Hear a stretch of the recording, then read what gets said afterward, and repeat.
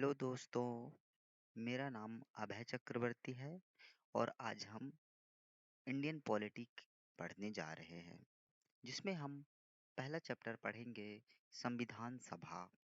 तो आइए आज हम संविधान सभा के जितने भी पॉइंट हैं उनको कवर करने जा रहे हैं। तो हम स्टार्ट करते हैं। संविधान सभा 1895 बाल गंगाधर तिलक ने सर्वप्रथम संविधान सभा की मांग की थी। 1922 में गांधी जी ने मांग की भारतीयों के द्वारा संविधान का निर्माण किया जाना चाहिए। 1928 में नेहरू समिति बनती है और इसने संविधान के लिए प्रारूप पेश किया था। 1934 में एम एन रॉय आते हैं और इन्होंने भी संविधान सभा की मांग की। 1935 में कांग्रेस पार्टी ने आधिकारिक रूप से पहली बार संविधान सभा की मांग की थी। 1938 का समय आता है। जवाहरलाल नेहरू इन्होंने कांग्रेस के प्रतिनिधि के तौर पर संविधान सभा की मांग की, जो कि सार्वभौमिक वयस्क मताधिकार के द्वारा निर्वाचित होना था। इसके बाद अगस्त प्रस्ताव 1940 में आता है। अंग्रेजों ने संविधान सभा की मांग को स्वीकार कर लेते हैं। यहाँ पास क्रिप्स मिशन आता है 1942 में, जो कि इसमें प्रावधान था। इसमें निर्वाचित संविधान सभा का प्रावधान था। प्रांतीय विधान मंडलों के द्वारा निर्वाचन था। चूंकि क्रिप्स मिशन के प्रस्ताव को अस्वीकार कर दिया जाता है। कारण क्या था कि मुस्लिम लीग की मांग थी कि भारत को दो स्वायत्त हिस्सों में बांट दिया जाए, जिनकी अपनी अपनी अलग अलग संविधान सभाएं हों। इस कारण चलते हुए क्रिप्स मिशन को अस्वीकार कर दिया गया था और इसकी जगह वर्ष 1946 में कैबिनेट मिशन की सिफारिशों के आधार पर संविधान सभा का निर्वाचन किया गया। जुलाई अगस्त 1946 संविधान सभा का चुनाव हुआ। संविधान सभा का अप्रत्यक्ष चुनाव हुआ था। चूंकि क्वेश्चन आ जाए तो संविधान सभा का अप्रत्यक्ष निर्वाचन हुआ था। निर्वाचन मंडल की बात करें तो प्रांतीय विधान मंडलों के निम्न सदन के सदस्य थे। निर्वाचन पद्धति की बात करें तो आनुपातिक प्रतिनिधित्व पद्धति एकल संक्रमणीय मत के द्वारा। संविधान सभा की बात करें तो इसमें कुल 389 सदस्य थे। ब्रिटिश भारत में 296, जिनमें 296 में 292 प्रांत में थे और उच्चायुक्त प्रांत के 4 थे, जिसमें दिल्ली, अजमेर, मेरवाड़ा, कुर्ग और बलूचिस्तान। रियासतों की बात करें तो 93 रियासतें थी, जो कि मनोनीत के तौर पर अपनाई गई थी। प्रति 10 लाख की जनसंख्या से एक प्रतिनिधि लिया गया था। मुस्लिमों तथा सिखों को आनुपातिक प्रतिनिधित्व दिया गया था। मुस्लिम के लिए 78 सीटें सुरक्षित की गई थीं, जबकि सिखों के लिए 4 सीटें। कांग्रेस के 208 सदस्य निर्वाचित हुए थे। मुस्लिम लीग के 73 सदस्य निर्वाचित हुए थे। मुस्लिमों द्वारा सिखों के लिए आरक्षित सीटों पर भी कांग्रेस के 3-3 सदस्य निर्वाचित हुए थे। संविधान सभा में 15 महिला सदस्य थीं। क्वेश्चन आता है संविधान सभा में कितनी महिला सदस्य थीं? तो संविधान सभा में मात्र 15 महिला सदस्य थीं। गांधी जी व मोहम्मद अली जिन्ना ने संविधान सभा में भाग नहीं लिया था। ये भी मोस्ट इम्पोर्टेंट क्वेश्चन है।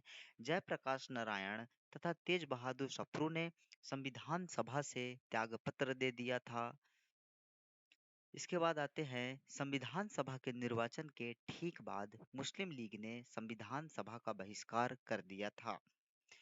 9 दिसंबर 1946 में संविधान सभा की पहली बैठक होती है, जिसमें सच्चिदानंद सिन्हा को अस्थायी अध्यक्ष बनाया गया।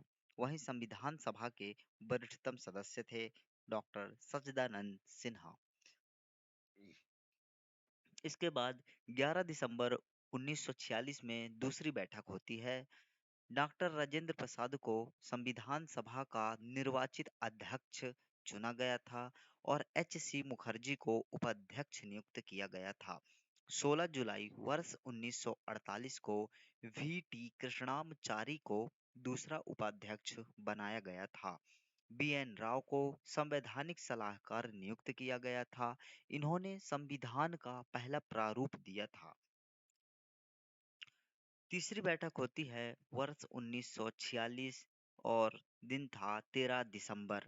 संविधान सभा की तीसरी बैठक होती है। पंडित जवाहरलाल नेहरू ने उद्देश्य प्रस्ताव पेश किया था। यह उद्देश्य प्रस्ताव संविधान सभा की मार्गदर्शिका थी। इसमें संविधान की मुख्य विशेषताओं का उल्लेख किया गया था। यह संविधान का दर्शन था।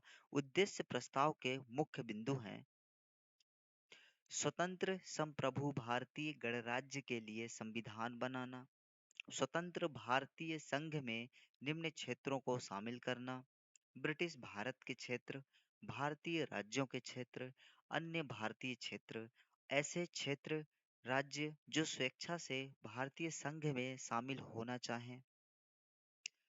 भारतीय संघ में राज्यों को स्वायत्तता दी जाए तथा अवशिष्ट शक्तियां राज्यों के पास होंगी। प्रभुसत्ता व शासन की समस्त शक्तियां जनता में निहित होगी, जो कि लोकतंत्र कहलाता है।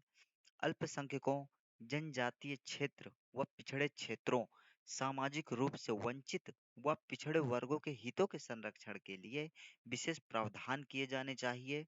नागरिकों को सामाजिक, आर्थिक, राजनीतिक न्याय, प्रतिष्ठा, अवसर तथा विधि के समक्ष समता, विचार, अभिव्यक्ति, विश्वास, धर्म, उपासना, संघ और व्यवसाय व कार्य की स्वतंत्रता होनी चाहिए। विश्व शांति व मानव कल्याण को प्रोत्साहन देना।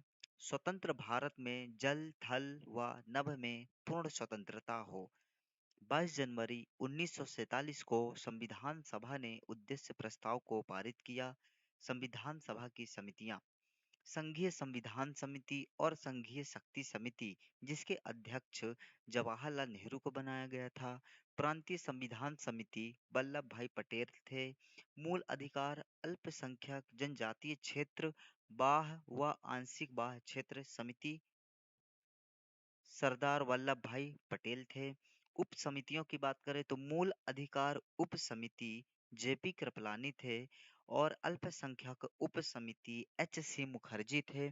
जनजातीय क्षेत्र व बाह्य क्षेत्र असम उप समिति गोपीनाथ बारदालोई थे। बाह्य क्षेत्र व आंशिक बाह्य क्षेत्र असम के अतिरिक्त उप समिति ए वी ठक्कर थे। राष्ट्रध्वज के लिए तदर्थ समिति डॉक्टर राजेंद्र प्रसाद, प्रारूप समिति doctor B R Ambedkar chairman. प्रारूप समिति की बात करें तो कौन थे अध्यक्ष? अध्यक्ष जो थे डॉक्टर बी आर अम्बेडकर थे। और अन्य सदस्यों की बात करें तो गोपाल स्वामी आयंगर थे, कृष्णा स्वामी अय्यर थे, मोहम्मद सादुल्ला, के एम मुंशी, एन माधव चूंकि बी एल मित्र की जगह आए थे, T Krishnamachari, D P Khetan की जगह आए थे। इंडियन स्टेट कमेटी की बात करें तो इसके अध्यक्ष जवाहरलाल नेहरू थे। प्रारूप समिति ने संविधान का अंतिम प्रारूप तैयार कर दिया था तथा इसे संविधान सभा के समक्ष पेश किया जाना था।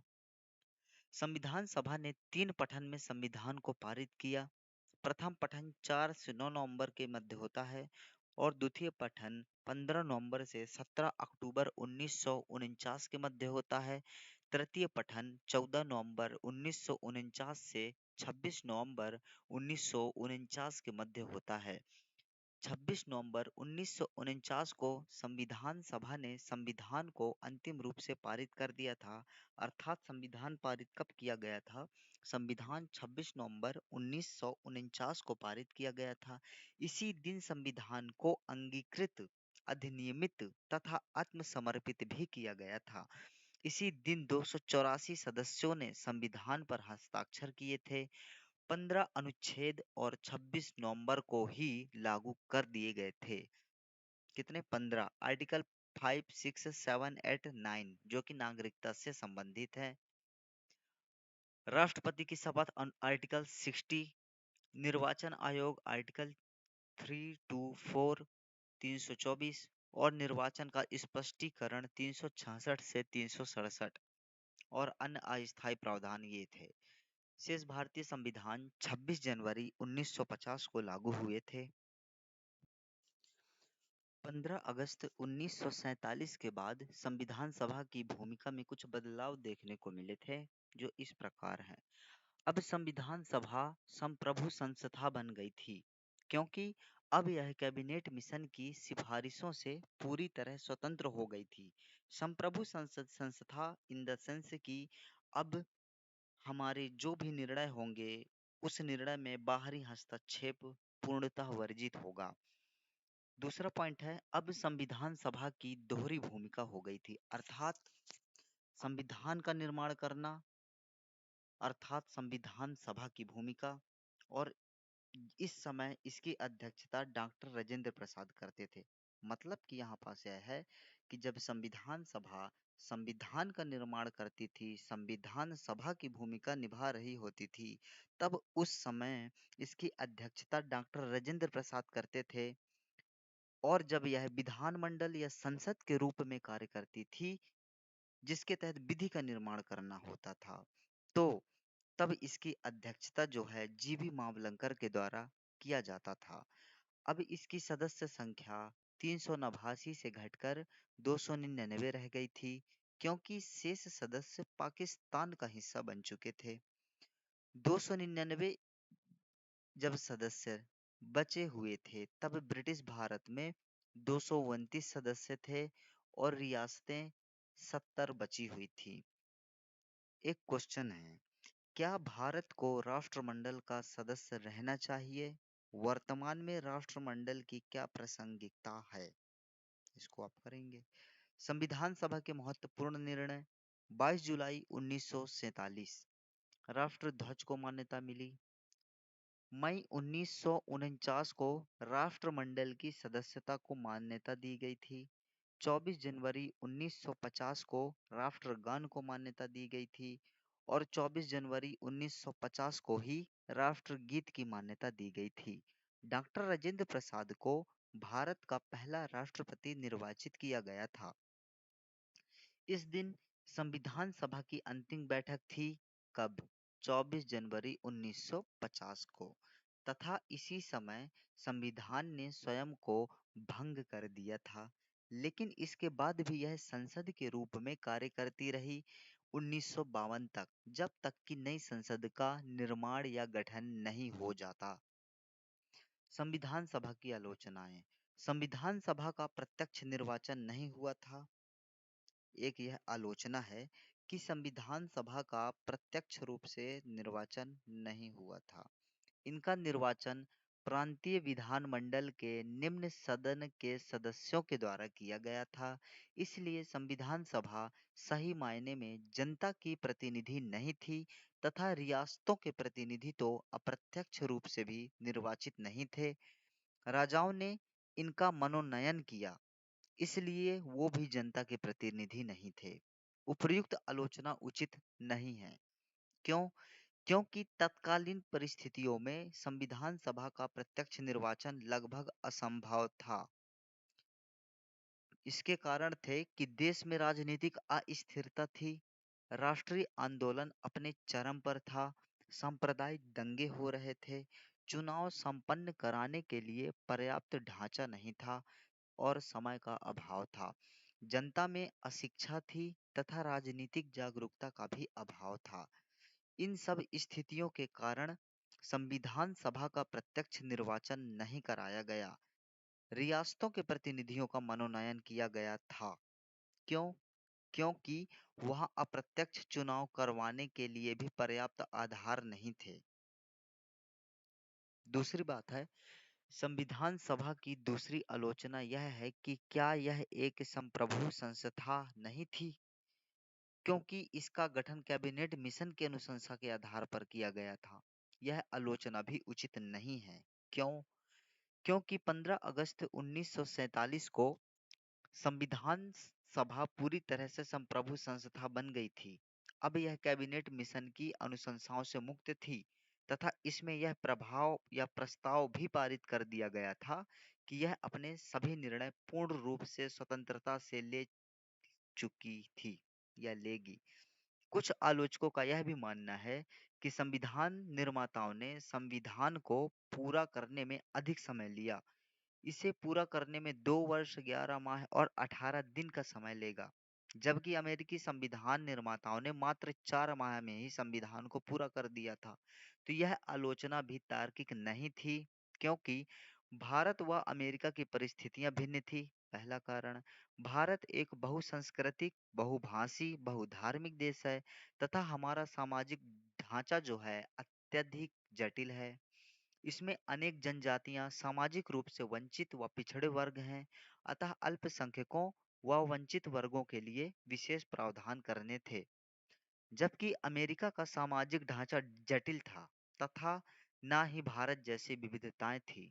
हालांकि अमेरिका में रेड इंडियंस व अफ्रीकी मूल के लोग थे, लेकिन उनके हितों के लिए संविधान में कोई उपाय ही नहीं किया गया।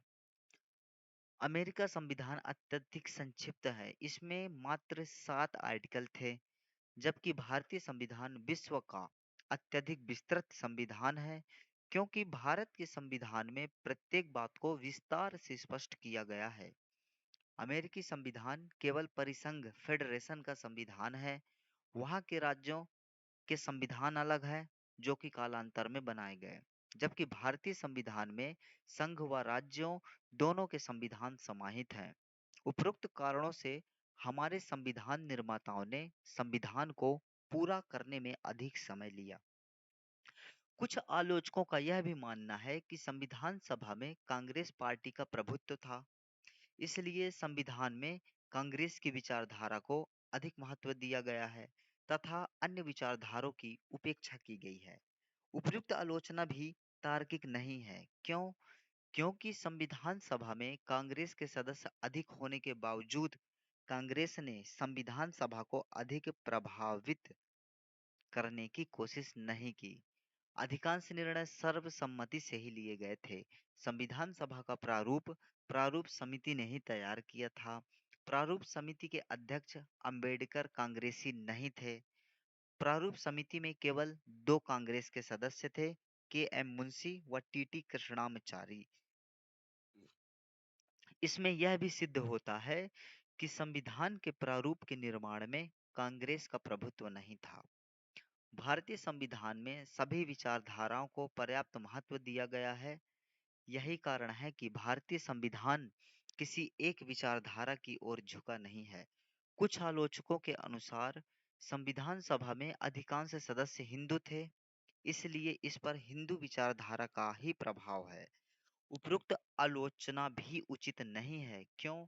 क्योंकि संविधान सभा के सदस्यों का निर्वाचन आनुपातिक प्रतिनिधित्व पद्धति के द्वारा हुआ था। चूंकि हिंदू बहुसंख्यक थे उस समय, इसलिए उसी अनुपात में हिंदू सदस्यों का निर्वाचन हुआ। देश के विभाजन के बाद मुस्लिम लीग के अधिकांश सदस्य पाकिस्तान चले गए थे, इसलिए हिंदुओं का अनुपात अधिक हो गया था। हिंदू अधिक होने के बावजूद भारतीय संविधान एक धर्मनिरपेक्ष संविधान है। धार्मिक स्वतंत्रता एक मूल अधिकार है। धर्म के आधार पर किसी प्रकार का भेदभाव नहीं किया जाता।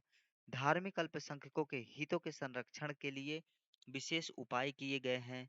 उपयुक्त तथ्यों से यह भी स्पष्ट होता है कि भारतीय संविधान में किसी एक धर्म का विशेष प्रभाव नहीं है, बल्कि सर्वधर्म समाभाव की भावना के साथ समाहित है। छठवां पॉइंट है कि वकील व राजनेता अधिक थे। ये भी एक आलोचना के लायक प्रश्न है कि वकील व राजनेता अधिक थे। इसमें किसान व मजदूरों को पर्याप्त प्रतिनिधित्व नहीं दिया गया था तथा वकीलों के कारण इसकी भाषा जटिल है। उपयुक्त आलोचना भी उचित नहीं है, क्योंकि वकील व राजनेता ही संवैधानिक व राजनीतिक मामलों के जानकार थे तथा प्रायः सभी देशों में इनके द्वारा ही संविधान तैयार किया गया है। जहाँ तक किसानों व मजदूरों का प्रश्न है, तो इसमें राजनीति जागरूकता कमी थी। उन इसके बावजूद संविधान में उनके हितों को पर्याप्त संरक्षण दिया गया है। इस प्रकार हमारा आज का चैप्टर संविधान सभा पूर्ण होता है। दोस्तों, यदि आप लोगों को वीडियो पसंद आई हो तो कृपया लाइक करें, शेयर करें और कमेंट करके जरूर बताएं कि आपको वीडियो कैसा लगा। धन्यवाद। नेक्स्ट क्लास में हम पढ़ेंगे भारतीय संविधान के स्रोत। धन्यवाद।